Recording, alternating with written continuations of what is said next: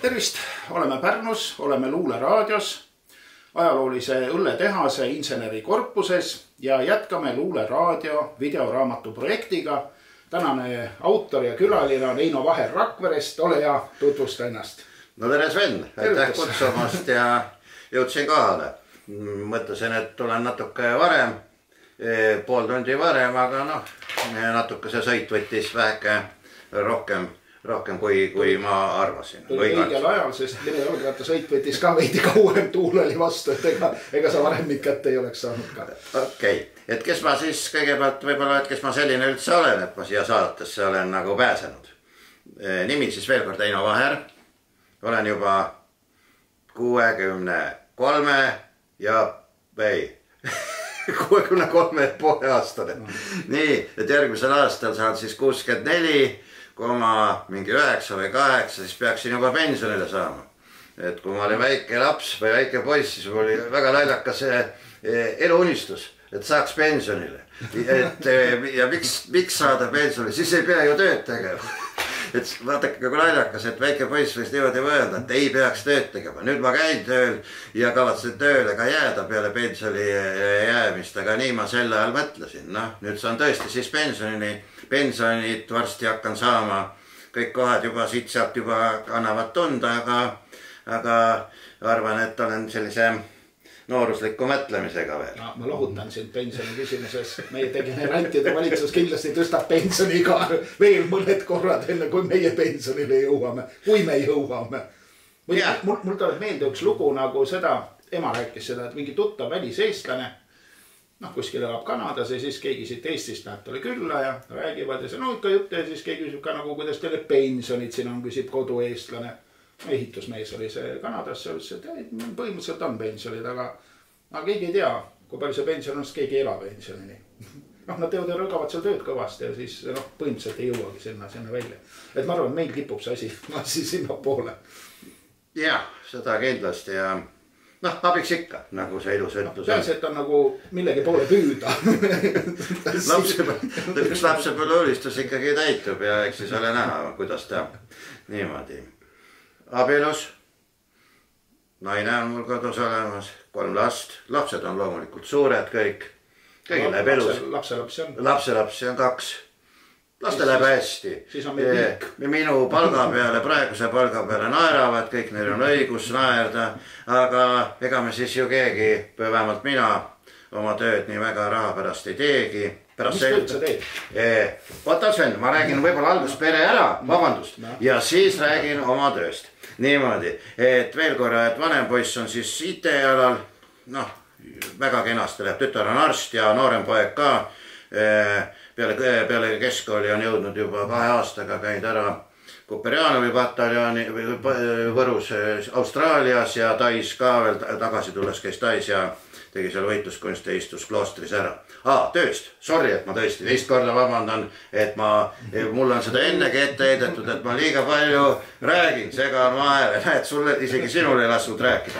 Niimoodi, et tööd, seda ei saagi nii väga tööks nimetada, aga see on armas tegevus, millega ma tegelen. Olen maleõpetaja ja olen maleõpetaja 6 koolis ja mul on ka nii-öelda edasi jõudnute ring ja natuke võib-olla siis ka malest. Et olen siis 24-kordne Lääne-Virumaa malemeister, malest kirjutanud, malenurkasid toimetanud erinevates lehtedes Virumaa Teatajas, siin-seal veel ja turniire korraldanud, ma arvan kindlasti 100 turniire ma olen korraldanud. Lapsi, kes minu juurest on läbi käinud, on ma arvan julgelt 500 umbes ja ma arvan, et see on üks siuke ilus töö. Et male nendest positiivsetest omadustest on ju räägitud küll ja küll, eks ole, kõik arendab loogilist mõtlemist ja ettenägemisvõimet, aga mulle endal tundub, nüüd 2 asja on veel võib-olla male ajaloolisest taustast ja lihtsalt kaunis mäng, aga male tegelikult minu arvates hetkel, mis on kõige tähtsamad asjad üldse, on mõtlemise kiirus.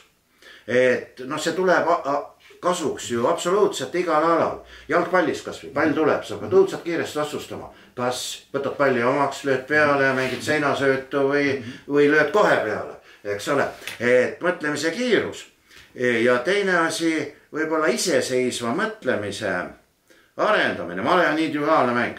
Et iseseisva mõtlemise arendama tänapäeva maailmas. Et millele ma nagu, need on lapsed, aga ma ei saa ju seda otse välja öelda, aga kuidagi kaudselt vihjata, et nad ikkagi iseseisvalt tänapäeva maailmas tuleks toime, uuriks algallikaid. See on vihje. Algallikate uurimine ühest kirjanikust näiteks ei tasu otsustada ühe raamatu põhjal. Lugeda mitut raamatut, lugeda tema elulugu ja võib-olla ka midagi, mis on tema kohta kirjutatud. Et niimoodi, et seda maleõpetamist ma nagu teen ja ma olen sellega nagu tõesti, nüüd see tegevus on mulle hästi armsaks saanud ja nii on. No kuidas su kasvandikel läheb, kas teevad sul selja prügiseks juba? No vot ongi nüüd niimoodi, et eesmärk võib-olla polegi mitte nii väga saavutusspordi rõhutamine, vaid isegi vastupidi öelda meile või anda vihjata, et olge ka muudel aladel tugevad. Tehke ka muid alasid, võitluskunst näiteks. Igal elualal annab terveks eluks vajaliku enesekindluse. Mingi pallimäng, meeskonnamäng, eks ole, kaunid kunste võiks ja peaks nagu ikkagi armastama. Et male võiks olla pigem iga lapse arengus ütleme, mina arvan, 20-25%. Ajutreening, sest kuhu me nüüd nii väga tahaks siis selles males nagu jõudma, hakkame siitpidi jälle pihta. Indias on, kui tahad saavutada midagi. Indias räägitakse maletreenerid ja maleõpetajad rohkem kui Eestis elanikke võib-olla, eks ole. Kus sa nüüd nii väga saavutad? Mai Narva, väga kena tore tüdruk, ma tunnen tema õdesid, vanemaid, vanavanemaid, Merike Rõõtav, Oskar Kuninga tütar, terve põlvkond räägib malet ja Mai Narva tegemistele ma nii siiralt sümpaatiaga hoian pöialt, sest tema üks treenereid on ju Jaan Eelvest, kellega kunagi sai ise ka Eesti noortekoondises, olen temaga koos olnud. Väga lahe, mõnus inimene, kes on ka raamatuid kirjutanud. Niimoodi. Ja. Okei. Võib-olla oma haridusest. Olen lõpetatud tollased TPI majandusteaduskonna tööstuse planeerimise erialal. Ja selle eriala on lõpetanud muideks ka väga paljud praeguse Hansapanga loojad. Rain Lõhmus, Hannes Tammjärv, Jüri Mõis on selle sama eriala lõpetatud. Näete, minust pole miljonäri saada. Olen lihtne müügimees olnud terve elu. Ei maksa haridust üle tähtsustada. Aga kusjuures sai sealt ikkagi sellised väga lahedad, mõnusad kursavennad, kellega osadega siiamaani suhtlen, kellest osad on ka saanud miljonäriks, aga kutsuvad, näete, tavalist maleõpetajad ka vahest oma seltsi. Väga mõnus on nendega olla aega, aastas korra. Ja õppejõud olid ju väga lahedad. Olid ju Uno Mereste, Raul Üksvärav, Enn Tarver. Tarvelist ma räägin väga toreda loo. Tarver rääkis nii väikse häälega. Mida ta õpetas? Majanduse ajalugu. Ääretult huvitav. Aga keegi teda ei kuulanud, ta oli nii vaikse häälega. Ja tead, mis Tarvel ütles? Luges, keegi ei kuulanud. Tarvel ütles niimoodi. Nüüd te siin sumisete kõik, üksteise võidu. Keegi te mind praegu hetkel ei kuula. Aga pange nüüd, sõbrad, minu sõnu tähele. Kunagi te saate suureks, saate 40, 50, 60 aastaseks. Ja küll te siis kahetsete, et te nii sumisete, see on ju nii huvitav, millest ma räägin, nii ütles Enn Tarver. Ja noh, nii ju ongi. Ja kes sind ei usu, võib võtta need Eesti ajaloo loengute sarja nagu ERR-i arhiivist ja kuulata. Ja nii huvitav ja tõesti meeletult kahetsen, et selle oleks pidanud rohkem kuulama, mis seal rääkida, eks ole. Tarvel teadis, mis ta ütles. Aga ta tulges sama vaikse häälega edasi, kui ta häält ei tõstud. Mees oli meie valik ja nii ta on. Võib-olla keegi kuulas paremini, ma ei tea. Vaat niimoodi kõrge. Vennast tõest ka natukene, mitte väga palju. Ma olen ikkagi vanem vend. Mõlemad mu vend ja õde on raamatu kirjutanud. Ja nüüd ütleks siis niimoodi natuke enesekindlalt öeldes, et nüüd on mina olen ikkagi vanem vend ja ma olen ka raamatu kirjutanud, et äkki minul ka midagi öelda. Vend Vello on siis mul tuntud tsirkuseartist, kondiväänaja, telekates esinenud ja on kirjutanud siis raamatu harjutusi väikelastele. Ja õde Irja Vaher, Irja Tähismaa, noh, sina oled ka tema Irjaga ju kokku puutunud ja luulekogu, Naki ajast luulekogudest tema oli ju, sest Nakis olid ju veel Kontra ja Ruitlane, kes seal veel kõik oli. Ja Apa Ilves ka, ja. Et Apa Ilves, kusjuures oli meil isa matustel. Ja isa matustel väga ilusti laulis. Ja, Apa Ilves. Et noh, Irja kutsus. Et jah, et sellised vend ja õde mul nagu on. Ja niimoodi. Et nüüd on siis minul, vaat raamat on siin, päike on alles. Mis selle raamatuga siis? Selle kohta ma ütleks niimoodi. Et olid ajad, kus ta oli mul ääretult tähtis. Ainult sellest rääkisin. Kõik teadsid, et ma kirjutan raamatut ja kõndsin terve linna peal ringi, ma kirjutan raamatut. Nüüd on aeg edasi läinud. Ja teen siis tõesti seda maleõpetaja tööd. Ja mis siin rääkida? Paljud asjad kirjutatakse hoopis teistmoodi. Mõned asjad jätakse hoopis välja. Eks ole, nii on, aeg on edasi läinud. Veel ühe raamatu. Võib-olla kirjutan ühe raamatu veel, hoopis mingitel muudel teemadel. Aga ta on selline nagu ta on, ta seisab mul kodus, kastides. Olen kusjuures ka, mul on ostjaid olnud, algus panin internetti. Ja on ostjaid olnud, ütleme niimoodi, et tiraaž oli 500, eks ole.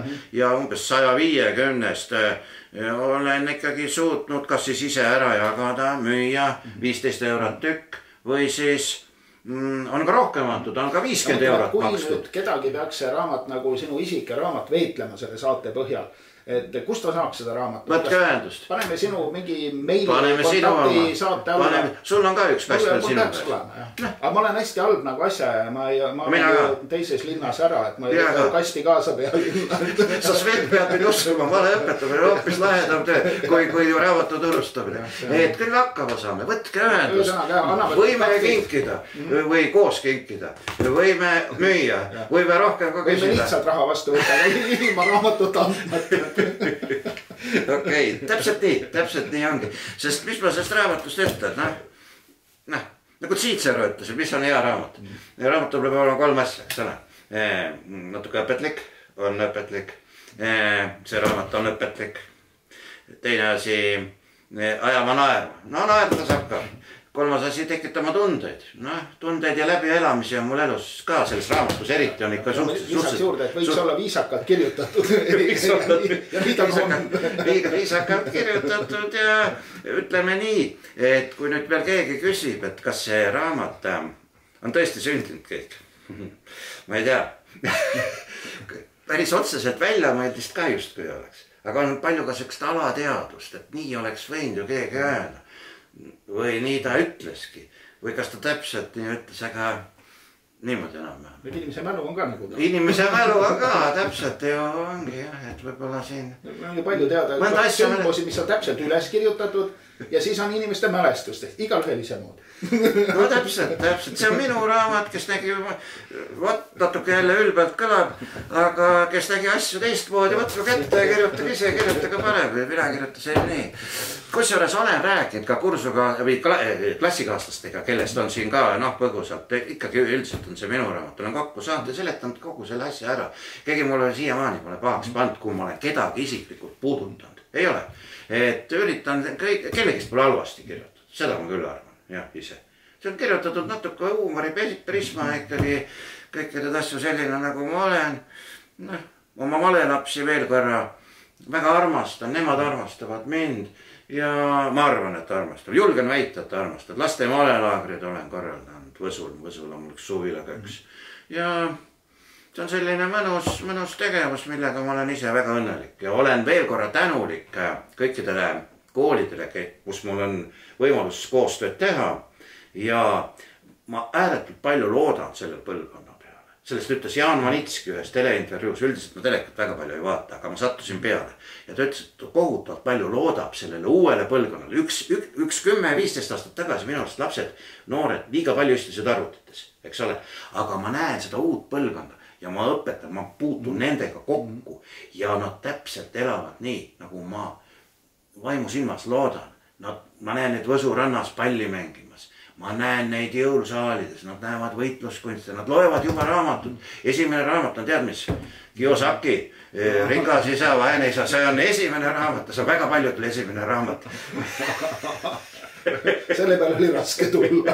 On, siis ma ütlen ka, et kuule, muidugi, see on, aga siis, kui sa hakkad nüüd korterit nagu üürima, siis sa pead ikka natuke ka paha ja kuri inimene olema õigel ajal võtmed käest võtma sellel pahal üürnikul, kes sul õigel ajal ei maksa. Ah, see on iga, noh, et ükski asi pole nagu niimoodi, okei. Kuule, et me ei hakkaks siin, võib-olla hakkaks lugema. Jõuaks raamatust ka.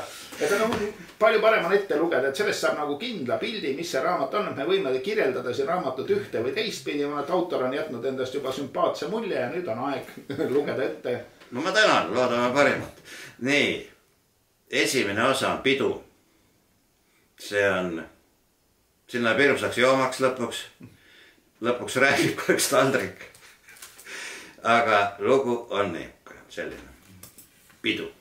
Ma ei tahtnud sellele peale minna. Suhted naisega olid head, et mitte öelda suurepärased ja suurepäraseid suhted oma naisega hinnata ma oskan. Pealegi lugesin head raamatud ning head raamatud mulle meeldivad. Olen nende kiituseks aforismigi välja mõelnud. Üks hea raamat on väärt rohkem kui 2 nädala ajalehed. Loodan, et hea sõber peatoimetaja annab mulle selle mõttearenduse andeks, sest kindel seegi, et ka temal lendavad loetud lehed peagi ahju, head raamatud on aga jäädavalt riiulis. Telefonikõne, helistajaks Turbanovitš. Sel laupäeva õhtul ei saanudki see olla keegi teine. Teadsin, et ta helistas. Ta alustas. Heinz, istud kodus, kui on kooli kokkutulek. Oled ikka hea mees küll. Ise tead väga hästi, et kooli kokkutulek on vaid iga 5 aasta tagant. Sa üldse julged mõelda, et sa ei tule. Sa pead tulema. Ka Maria tuleb ja kõik teised on ammu siin. Aja püksid jalga ja hakkab kohe astuma. Turbanovitš oli meie klassi tugevaim poiss, kes kooli ajal klassiruumis minust pink tagavolistus ning tihti õppetunni ajal end sellega lõbustas, et ta mind selja tagant mingit oma suus läbi nätsutatud paberinutsata kattega loopis. See oli tegevus, mis talle hirmsat moodi lõbu pakkus ja mind vastupidi pöörasele kättemaksule kihutas. Kord tõsiselt vihastasingi, nii et ta peldikuruumi enesega kaklema kutsusin. Lüüa ma teda aga esimesena ei julgenud. Ta seisis mu vastas oma enesekindla näoga, et löö aga löö, sõber, küll siis juhtuma hakkab. Võitja tälle ja see on sündmus, mis mind tagantjärelegi painub. Pidanüksin talle siiski ürutama. Hoolimata tagajärjest ja kõigest muust, mis sellega järgneda oleks võinud. Oleksin pidanud seda tegema kas või tänase päeva nimel, mil temal on võimalik veel 45 aastasenegi minuga nii üleolevalt suhelda. Peale kaklust aga rusikatega ei vehita. Kaotaja pool võib targutada, kui palju, mida koolipõlve kakluses paremini teha oleks saanud. Hetkel on Turbanovitš, valge särk seljas, ärimees, meie firma klient. Ja et firma kliente tuleb hoida ka töövälisel ajal nendega võimalusel lähedased suhtedki luua, on õpetussõnad, mis on meile müügiinimestele kõikvõimalikel koolitustel elu lõpuni raudvasaraga, kuldtähtedega pähe taotud. Mul ei olnud valikut, tuli minna. Armas endine klassiruum ja seal kõik reas istusidki. Turbanovitš aukohal. Pikk oli kohale ilmunud oma pibaliku kehaga ning elumees Pakström, kes kooli ajal Mariale kõvasti ligi ajas, oli samuti loomulikult kohal. Kohal olid teisedki tänaseks lugupeetud isikud, väikelinna eliit ja külalised kaugematki. Kohal ilmubki ju vaid eliit, kes tunneb, et nemad peavad siin olema ja neil on ehk veel midagi öelda. Kas või seda, ja nemad on ehk natukenegi ettevad neist, kes parajagu siin ei ole.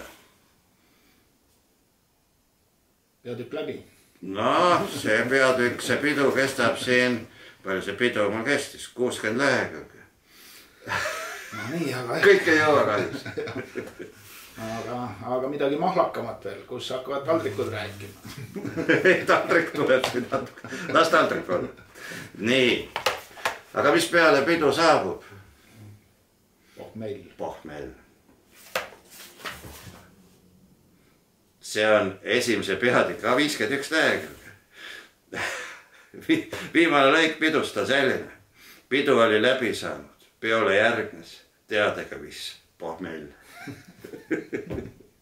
Sügis aastal 2008. Koledaim sügis minu elus. Oh kurat, kui kole sügis see oli. No nii. Sügis 2008. Saime Ameerikast päranduse. Sel ajal oli see vist 3 miljonit krooni. Kroon oli väheke kõvem raha. Kui praegu 1 euro isegi vist oli kroon. Oli. Ja selle saime siis valel ajal. Ja mis ma selle rahaga tegin? No, oli päevi, kus kaotasin 30 000, eks on. Kroon. Ja. Sügis 2008. See sügis jääb meelde. Jääb meelde meile kõigile, kellel oli liigselt raha, mida ei investeerida ja teha seda kiirelt, et raha niisama ei seisaks. Iga investeering oli tulus, tõi kasumit ning lõputu majanduskasv tundus alles alanud olevat. Ameerikas saabudes, Velloga käisime 2 korda Ameerikas. Ameerikas saabudes hoidsin oma päranduseks saadud raha pangas. Sisetunne hoiatas mind, et tormata ei maksa. Olin kuulnud sellestki, et üleilmsed majanduskriisid on mõnekümne aasta tagant ja et eelmisest oli möödas just nii palju. Siis mõtlesingi, et ehk oleks targem oodata, mis majanduses toimuma hakkab. Sain oma raha pangakontol hoidmise eest paar protsenti aastatulu, mis koos minu palgaga tegi kokku arvestatava summa. See oli teenistus, mis mind rahuldas. Sel ajal töötasin mobiiltelefoni firmas Tele2 müügi inimesena, juhatajana, väike esindus, 2 inimest ainult. Aga see oli ikkagi natuke olen saanud osa ka sellest mobiiltelefonide kuldajast.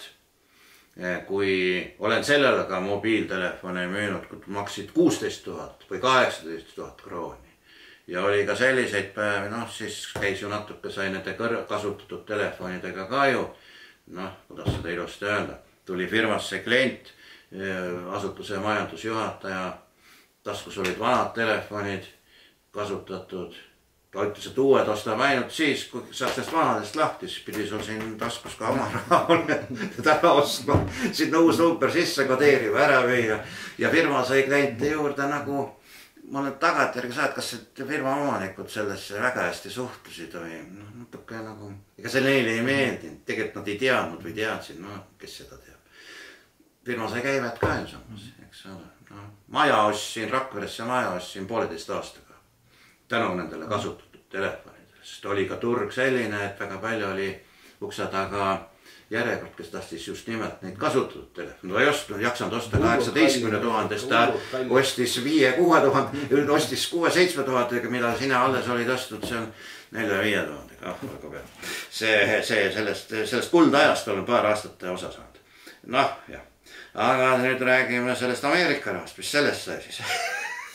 Kuidas see üks hea sõber ütles, et nagu lehm oleks oma suure kareda kaarega tõmmanud.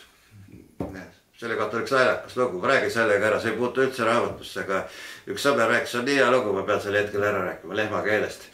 Et kunagi üks joodik põllu peal juudes peaga jäi magama ja leht tuli, vaatas, mida see kukkus lakkuma. Ja lakkus pool pead siit poolt ära, ta magas nagu ühe külje peal. Ja me seega elu lõpuni selliseks, aga see lehma karekael on nagu liivakoor. Pool pead siit pead oli nagu kiilakas ja siin pool olid jõuksed. Olgu peale, nii palju lehma keelest. Okei, vend, veel eks ole. Vend oli aga mitmeid kuid börsil tegutsenud ning tema võid selleks ajaks 300 000 krooni. Ta ütles minu pangaprotsentide eest kogutud summa kohta selle saatusliku lause. Vähe. Minuga võrreldes on see häbematult vähe. Ning loomulikult ei taht vend mulle halba. Ei, mitte nii. Aga ta soovitas puhtalt soojast südamest. Eins, mine samuti börsile. Miks ei taha sa teenida ajal, kui teenivad kõik? Raha pangaarvel hoides sa näiliselt võidad.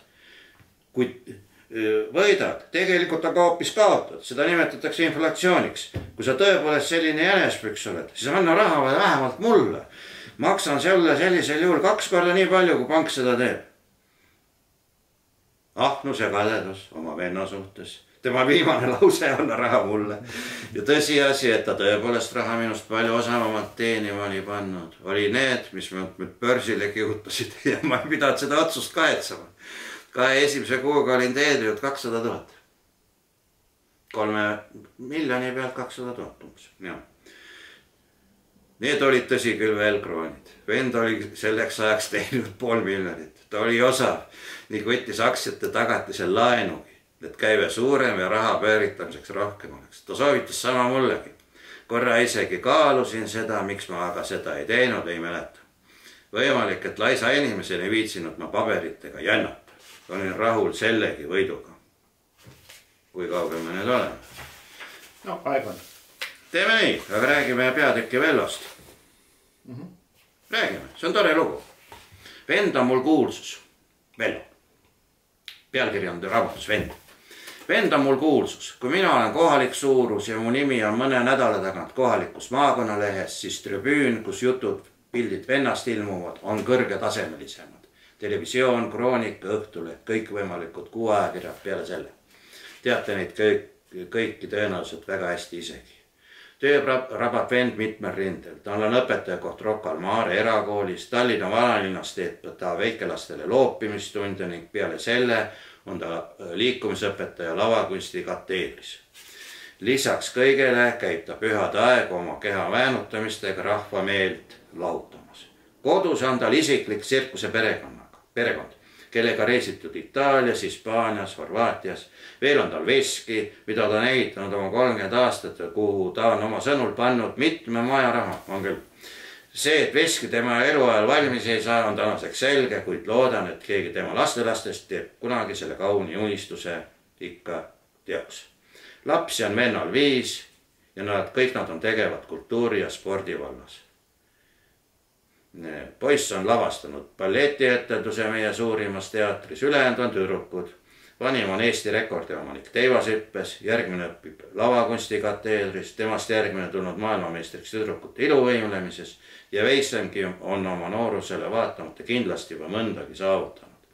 See, et tema lapsed on nii tublid, on paljuski vennateene, kes nendega lapsest saati võimelnud, loopinud ja kõigest sellest raamatu harjutusi väike lastega kirjutanud on. Vend on täis karsklane. Kord kutsuti ta mingisse telesaatesse, kus temalt ja tema perelt taheti teada, mis asi see küll võiks olla, mis pea kõige rohkem valutama paneb. Küll nad pakkusid valesid vastuseid. Esimesena ving ning peale seda stress. Ei mäletagi kõiki jaburdusi, mis nad ära poovisid. 5 korda selleks võimalus anti ja õiget vastust ei tulnudki, sest mis sa ikka tahad saada inimesest, kellel hüva rüübe kunagi maitsenud ei ole. Meenub, et ära teenistada küll saatejuhi komplimendi oma tervislike eluviiside eest. Saatevõit läks aga ühele teisele toredale perele. Meie ema isa lahutusid, kui käisin 5. ja vend 3. klassis. Tema läks emaga pealinna, jättes meid isaga väikelinna, kus isa endast 20 aastat noorema naise leidis ja kes minule ja vennale, õe poole sünnitas. Miks me vennaga kokku ei jäänud? Aga pidime lahku minema, sest kaklesime kogu aeg. Vend on ühes hilisemas intervjuus tunnistanud, maadlusega hakkaski tegelema vaid sellepärast, et vanemale vennale kunagi kõigi tuupi saamiste eest korralikult kätte maksma. Näed, et ma olen Vello karjääril kõvasti kaasa aidanud. Maadlusest kasvas välja jooga, hiljem breakdance koos tsirkusega ja sellega ongi vend omale igapäevast leiba teeninud. Kuigi minu teada on ka temal kõrgharidus mingite ventilatsiooni ja muude seadmete erialal. Vahet pole, oma erialaseid oskuseid pole tal kunagi vaja läinud. Vennaga käisime Ameerikas ja seda 2 korda. Meil oli palju rääkimata jutte, olime ju lahku kasvanud 10-aastastena ja nüüd leidsime teineteist 45-stena. Lennujaamas rääkisin talle mingi oma loo, vist ühe malenurga sisu. See talle meeldis, ta ütles, sinuga on päris lõbus. Sama leidsin minagi ning kindel see, et selle kinnitab üle vendki, et need 2 korda 2 nädalat, mis me koos Ameerikas veetsime, olid ühed ilusamad meie elus. eluaeg olen mõelnud, kui erinevad me vennaga oleme. Tema on täiskasvane. Mina pole ka kunagi veinipokaali sülitanud ega kavatse seda ka tulevikus teha. Kerges vines olek mulle lihtsalt meeldib nagu veini maitsegi, nagu mõnele teisele šokolaad. Nüüd on lood niimoodi, et lõpuks hakkab vist minulgi isu täis olema. Ja olen nüüd jah tükk aega nüüd. Lihtsalt ei ole isu. Noh, see selleks. See on erinev teine teema. Lihtsalt ei ole isu. Ei taha enam. Ei taha. Tehtud sedagi ala täitsa, ütleme, kõrgtasemel. Kui ei ole enam võimalik edasi minna. See oleks nagu, sulle nagu tippspordis, nagu meie, sa ju Meelis Väinmaad tundsid Rakveres. Tõlki ja toimetaja, üks kihtimaid inimesi Rakveres, kes ütles selle napsu võtmise kohta, ütles kuldsed sõnad, Heinz, ega joomine pole naljasi, joomine on põhjalik ja tõsine töö. Ja mina olen seda oma elus tõesti väga kirglikult ja tipptasemel teid, kõrgliga mees olen. Et enam ei ole isu, mis ma võtan, ma olen mõelnud, et võtaks teinekord pitsi, võtaks 2, võtaks pudeli ära, võtaks 1,5 pudelit õhtu jooksul ära, mis ma sellest saan? Kui ma olen... Harrastuslik tase. see on ju külatase. Ei ole isu. Okei, see nii palju lapsust, laps ka räägitud. Välimuselt oleme erinevad. Vend on minust poole kergem. Peast kiilas ja kondile. Mina aga kogu aeg heast ujus viibib suur muhemees. Nagu mingi soomlasest põder. Või kuidas neid nimetatakse siin veidi üleolevas Eestis, kes mulle tegelikult väga meeldivad. Tunnen nimelt põtradega igasugulust. Venna põhimõtted olla korralik pereisa, eeskujuks lastele ja ise endaliga muidugi fantastilised, minu jaoks aga liialt igavad. Minu põhimõte ongi, et mul ei olegi põhimõtteid. Las ta olla, nii on ta kõira pandud. Erinevustest vennaga võib siin pajatama jäädagi. Olulisem on aga see, kui lähedasteks me seal kaugel Ameerikas saime. Meil oli koos fun. Garaažis seisid džiip. Me ei kasutanud seda kordagi. Leidsime, et kui sellega midagi juhtuma peaks, siis mingit jama meile vaja ei ole. Kaubanduskeskus asus majast 10 miili kaugusel. Kõndisime sinna iga päev jalgsi. Tagasi tulime kaupa täis kilekottidega ja kui vend hakkas paar kilomeetrit enne majani jõudmist kottidega pitsitsitele harjutusi tegema. Täis kotid siin niimoodi ja mõlema käega. Et lisaks jalutamisele mööda minnes väheka ka trenni teha. Tegin minagi, kellele vend alati eeskujuks on olnud kõigest sellest, mis sportliku eluviise puudutab. Oma kilekottidega sama. Niimoodi kõndisimegi. Kotid käes. Kilekotid. Ja kõik, kes meist autodega mööda kihutasid, vaatasid meid nagu mingid varjatud kaamera tegelasi. Meie aga ei hoolinud sellest, meie tegime ju sporti. Ameerikas oli meie päralt 8-tooline maja. Võisime sealt asju kaasa võtta nii palju, kui tahtsime. Ameerika tädikene suri ära. Ja me saime selle maja, siis mina, Irja ja Velo. Üks sugulane veel. Tuulasime maja päris pahupidi ja midagi ka leidsime. Sahvrist leidsime $1 rahatähtedest valmistatud kunstteose, mis meenustas väikest tamme.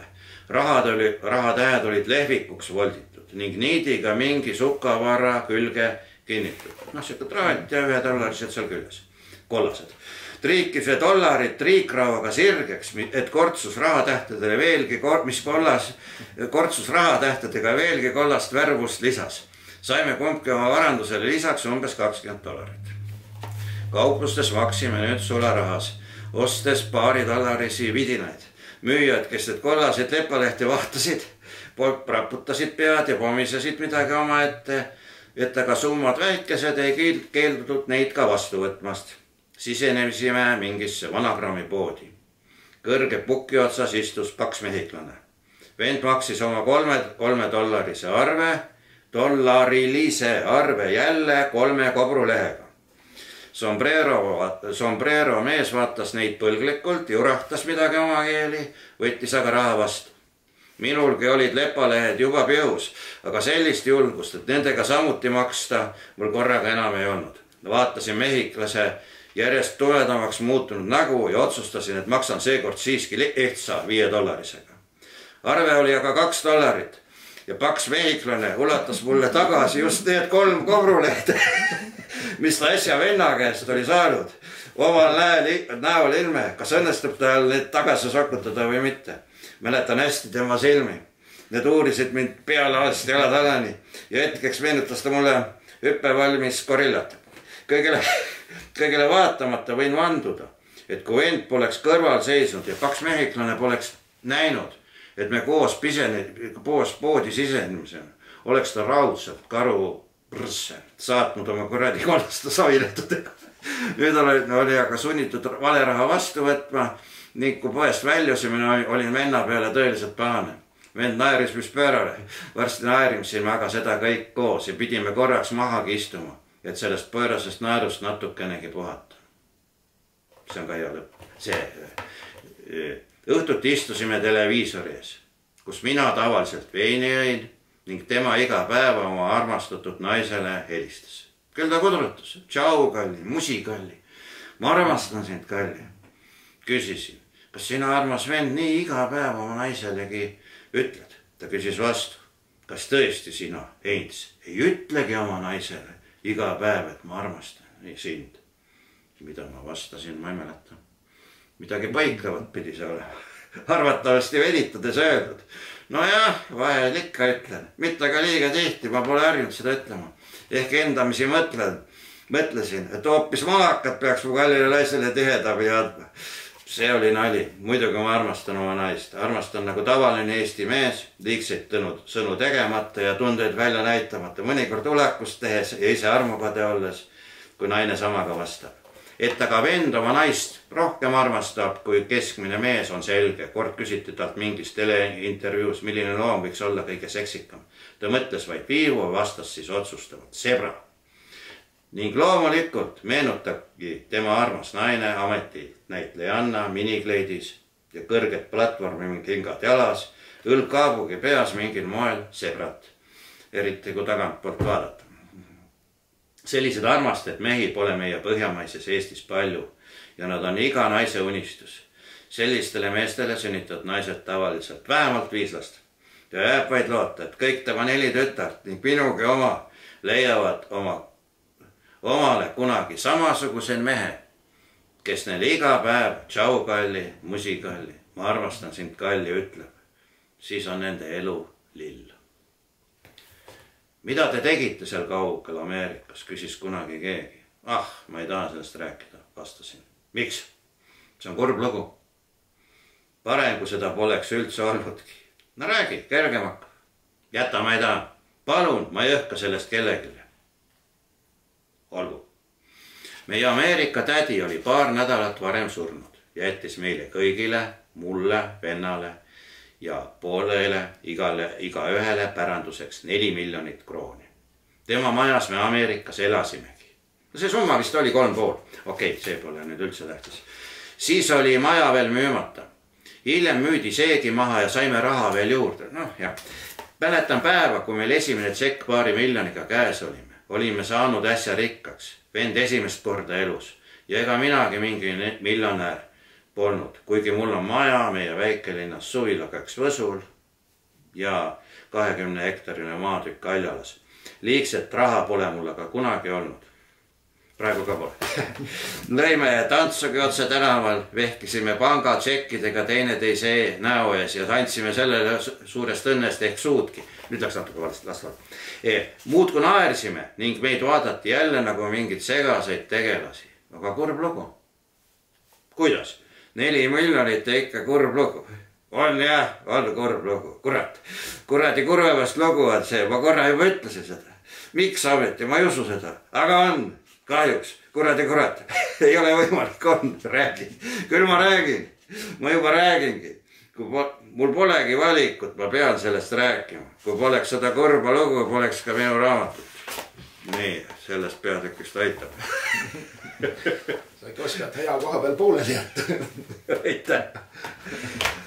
Koerast ole ka kirjutatud. Ma ei tea. Mul hea kaaslane, töökaastlane ütles kunagi sellised kuldsed sõnad, et Facebooki panna üles, ma iga nädala tagant panen sinna ikka midagi, üritan kirjutada ka, nagu öeldakse, sotsiaalselt aktiivne olla.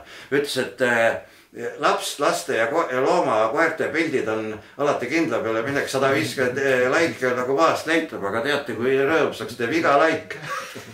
Las olla koer vist, pikaks läheb.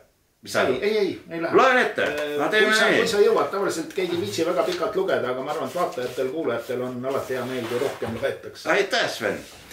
Koer on meil ka. Tõukoer. Naine ja tütar võtsid selle naiseliku koera, kes kunagi kuri ei ole ja vargalegi saba liputab.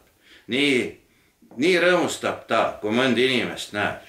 Sellised need tänapäeva tõukoerad ongi, rohkem jänese või kitsemoodi iluasjad kodus.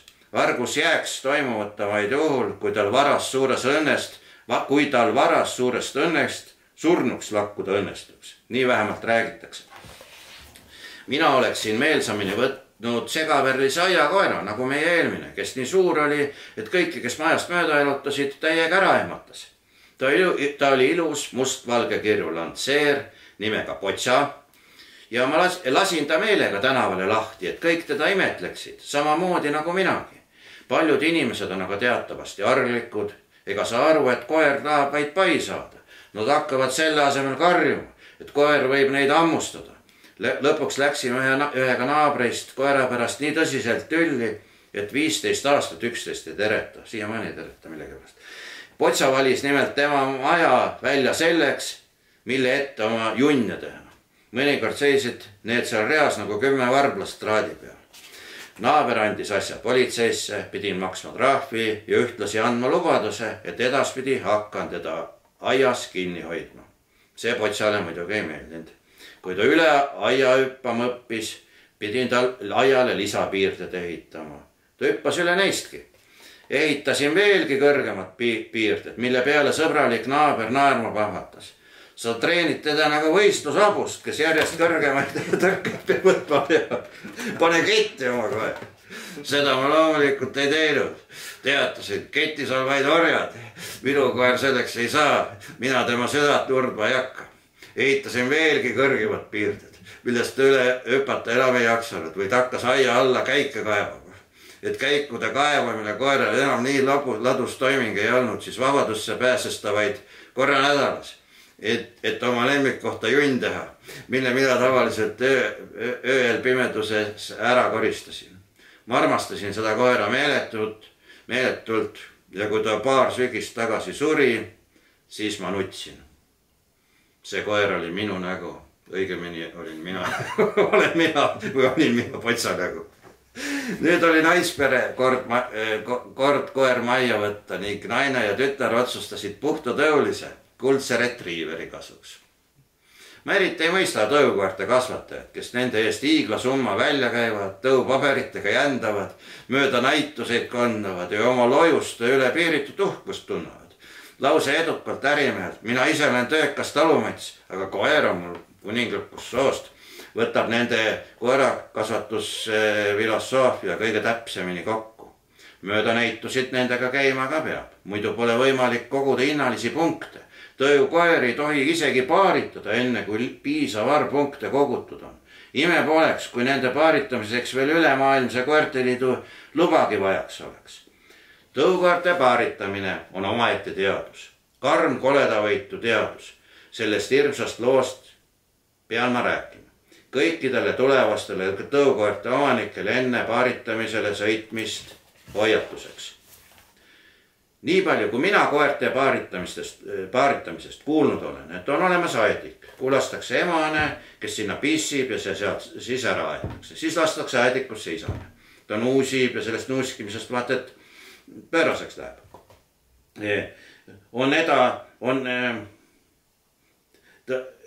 Ta pissib oma pissi otse emase oma peale ja on sedagi ette tulnud, et ta on selle tohutust imust ära lakkunud. Täpsustagem siinkohal loomulikult, et ta pole pervertav, ta on loom. Teda tuleb mõistada, talle tuleb andestada.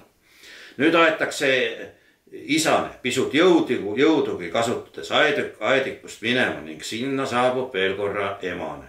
Temagi saba hakkab hullupööra käima, ta lööb tantsu tagajalgadel nagu radehobune.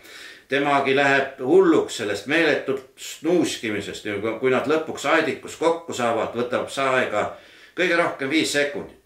siis on nad koos, jäävad kokku pooleks tunniks ning asi on tehtud. Tõukoertega käib asi jõhkramalt. Emase omanikud otsivad internetist välja kuulsaima sugupuuga isase. Nii-öelda tšempioni. Lepitakse kokku summa, mis isade omanik oma lemmiku teenuse eest saab. Tavaliselt kõige suurem kutsikas, aga ka raha vastu pole kellelgi loomulikult midagi. Sõidetakse sihtkohta ja kohal on mitu instruktorit. Vägistamine toimub kütmata sauna eesruumis niiskusest libeda põranda peal. Pissi haisust pole haisugi. Tõukoera kasvatates isase omanikud kardavad nimelt tšempioni noksi pärast, mis võib põrskes õhus mürades viga saada. Nii oli. Kaks instruktorit hoiavad meie Franci tagajalgadest ja saabub tšempion, kes oma ülesandega võimalikult kiirelt hakkama peab saama. Instruktorid karjuvad ja ergutavad isast, et asi kord ometi õnnestuks. Üritus kestis mitu tundi. Tšempionist aga asja ei olnud ja naine mulle paari tunni pärast helistas. Ma kuulsin telefonist instruktori ergutusüüdeid, isase mõttetut ponnistamist ja meie koera õnnetut ohkimist. Läksin endast välja. Tooge meie koer ära sealt. Sealt ära. See kurad isane on impotent, karjusin telefoni. Õnnetuseks aga liigagi valjult, nii et tšempioni omanik, kes naise kõrval seisis, kõike pealt kuulis. Lause ajas tedagi marru, nii et vihane isase noksi kõvaks ajamine ja meie koera kinnihoidmine päris vägivaldseks muutus. Tulemusteta. Tšempionist asja ei olnud ja kutsikaid meie Franci sünnitanud ehk loomade keeles poeginud veel ei ole. Koerakesega on peale seda midagi juhtunud. Kuulis ehk temagi keset epardunud akti minu ärritunud häält. Igatahes on ta mind omamoodi armastama hakanud. Ta on peale seda minu vastu hoopis teistsugune. Armukade või nii. Kui naise kõrval istun, läheb ta eriliselt pöördesse ja annab oma koeraelu kasutades igat viisi märku, et temagi olemas on. Ta rõnib mulle vaata et süllegi, nii et käratama pean. Jätta ometi järele edev tüdruk. Seda ei tohi aga kunagi kärgatada liiga väljul toonil. Tõukoerad on teatavasti õrna hingega ja võivad karmi häält kuuldes kurvastuses surra. Kogu minu jutt pole räägitud selleks, et tõukoeri kuidagi halvustada. Vastupidi, möönan, et nad on üpris targad elukad. Nad oskavad inimkeeltki. Meiegi Franci armastab tihti lahtisest aiavärast rändama minna. Ise väga hästi teades, et eakoer seda teha ei tohi.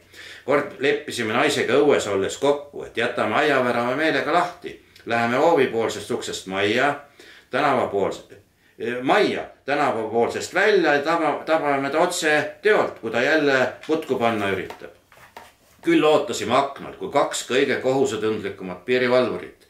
Aga just sellel korral ei astunud ta lahtisele aiaväravale ligi lähedalegi ja tegi oma koeratoimetused vagusasti ära koduaias. Ta üritab mind kõikjalt limpsida ja keelega üle näo tõmmata, mis mulle isegi meeldib. Olen kuulnud mõtteteragi. Pole paremat psühhiaatrit, kui su nägu lakkuv kutsikas. Ning leian, et kui ta mind korra juba limpsib, siis ta armastabki mind meie peres kõige rohkem. Ja siin ei loe midagi tütre tarkus, isa. Koertel ei tohi lasta seda teha, siis nad hakkavadki sind omasuguseks pidama. Ma ei hooli sellest. Ega väike poisi näoilmest, kes sellist pöörast limpsimist pealt vaadates teistele pereliikmetele ehk parastavagi häälega kuulutab. Franci just lakkus ava seda kohta, väga ivukalt lakkus ja nüüd tõmbas ta sama keelega üle meie isa nina. Käime koos jalutamas. Metsast tuleb mulle peale häda ja kui seda lahendan, ootab ta minust mõne meetri kaugusel. Kui lõpetanud olen, jookseb ta kiire jooksuga minu pissi poole, nuusib selle üle ja laseb enda oma otse minu oma peale. Tunnen ennast pärast seda kuidagi eriliselt imelikult. Tean ja kardab, mida mõtleb ja tunneb tema.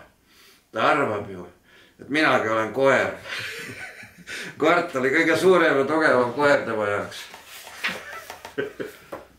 Aitab tõesti. Väga teksti näited, et loodan, et saame ka mõned kliendid. Sven on kõvasti mind aidanud. Poolas otsime välja.